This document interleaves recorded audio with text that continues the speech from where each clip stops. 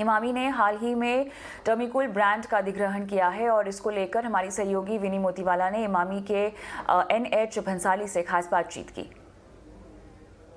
ये ब्रांड बहुत ही अच्छा ब्रांड है। ये पहले आपको ध्यान होगा, इसका एक जिंगल आता था, आया ठंडे ठंडे मौसम, आया ठंडे ठंडे डर्मीकूल का।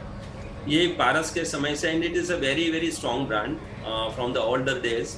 एंड पारस से फिर ये हैंड्स चेंज हुए और अभी हम लोग के भी अगर एक दूसरी ब्रांड है नवरत्ना कूल टाल्क, ये उसके साथ बहुत कॉम्प्लीमेंट्री ब्रांड है इन द कूल टाल्क और फ्रिकलेट सेगमेंट में। ये दोनों कॉम्प्लीमेंट्री है and they can sustain together and grow. So this is a perfect strategic fit for us to buy, and that's the reason why we have bought it.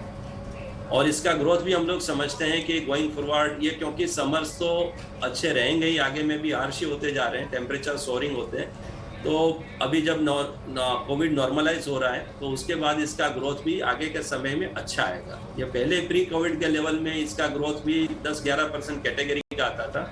We expect the same kind of a growth to come in, replicate in the times to come.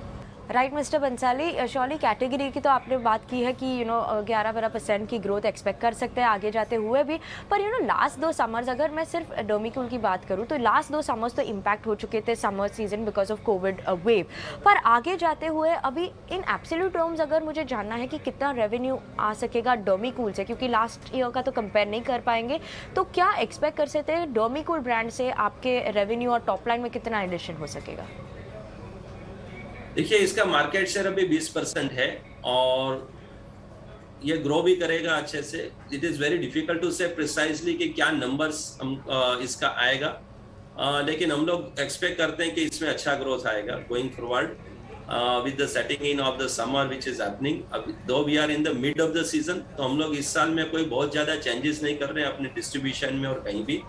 And but despite this हम इसमें moderate growth अभी expect कर रहे हैं और in the times to come also अच्छा growth इसमें आएगा। ओके मिस्टर बंसाली, और जस्ट मुझे और एक सिनर्जी जाननी है, तो मार्जिन एक्रीटिव तो होगा ही ये बिजनेस, पर ओवरऑल मार्जिन्स पे कितना हम लोग बेसिस पॉइंट एक्सपेंशन एक्सपेक्ट कर सकते हैं डर्मीकूल ब्रांड की वजह से?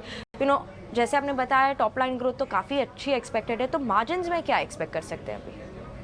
इसका मार्जिन भी हम लोग के जो मार्जिन है उससे बेटर है, बहुत बेहतर है। ग्रोस मार्जिन्स भी in line with what we have in Emami, और इनका EBITDA margins are also better than what we enjoy in Emami.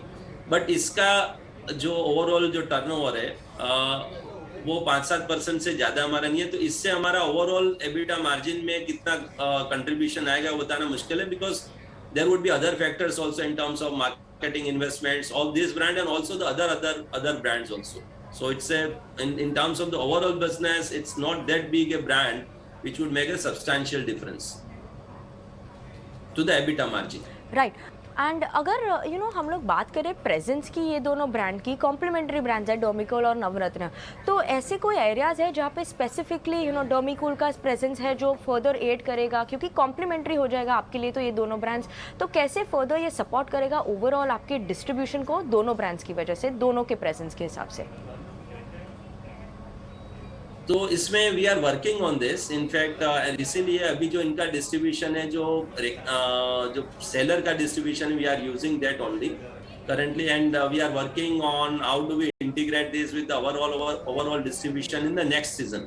अभी करंट सीजन में हम लोग कोई डिस्ट्रीब्यूशन और उसको कोई चेंज नहीं कर रहे हैं, and we are taking it to the drawing board and working on how to optimize on the distribution and make it really complementary and do appropriate marketing for both the brands, get the benefits of the synergy in terms of the growth and also in terms of the costs.